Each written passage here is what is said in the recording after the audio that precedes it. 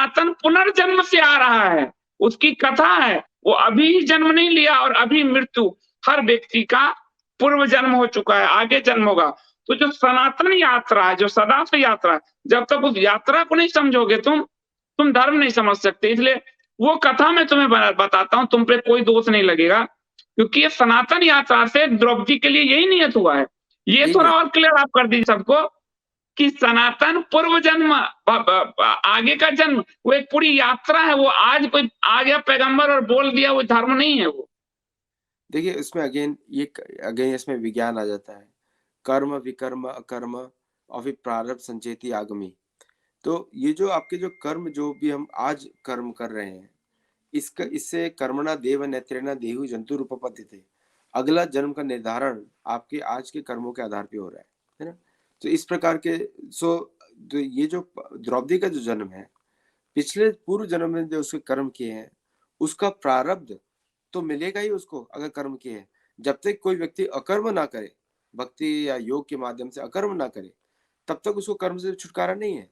तो इस कथा से जो हम लोग साधारण लोग सीख सकते हैं कि अगर इंद्र को भी अगर मृत्यु लोक से छुटकारा चाहिए, आ ब्रह्म पुनः लोका पुनरावर्तिनो अर्जुना, तो मृत्यु लोक तो आना ही पड़ेगा, सबको मृत्यु लोक आना पड़ेगा।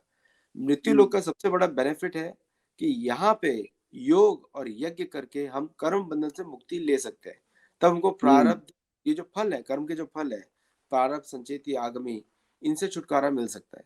लेकिन जब तक हम ये साइंस नहीं समझेंगे, कर्म की विज्ञान नहीं समझेंगे, तब तक ये जन्म चलता रहेगा संसार। जैसे आपने बात किया सनातन, आपको आज अपने देहिनोऽस्मिन् यथा देहे कौमारम तथा देहांतर प्राप्त धीरज तत्र न मुह्यति। जब तक हम इसको इस जो अकर्म की शरण नहीं लेंगे, तब तक हम इस कर्म जाल में फंसे रहेंगे। तो जो आज हमारा कर्म है, वो अगला जन्म बना रहा है। तो इस एपिसोड से ये भी सीखने को मिलता है कि चाहे आप इंद्र हो, चाहे कोई भी देवता हो, इंद्र तो देवराज है, उस वो पोजीशन है, इट्स नॉट ए पर्सन।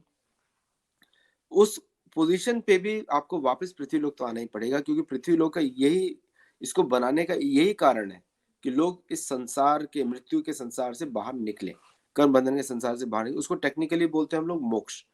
तो ये एक अच्छा एक एग्जाम्पल भी है कि जिस प्रकार की उसकी इच्छाएं थी, जो आज हमारी इच्छाएं हैं, वो हमको नया शरीर बनाने के लिए बाध्य करेंगी। सबसे बड़ी बात है, अभी जो आपको आदित्य जी ने कहा कि इंद्र इज अ पोजीशन, तो जो 5 इंद्र लोगों ने, आप कहोगे कि 5 इंद्र कैसे, तो पोजीशन, अलग अलग समय पे जो है पोजीशन जो है इंद्र के, उन सबको जो सजा मिली मोक्ष में। और इसीलिए नारायण का बहुत प्रिय मनुष्य है, क्योंकि कर्म बंधन से मुक्ति मनुष्य रूप में ही हो सकती है, इसलिए नारायण को भी जन्म लेना पड़ता है, बहुत प्रिय है मनुष्य। और सनातन की, हम कहते सनातन धर्म, क्या जानते सनातन धर्म?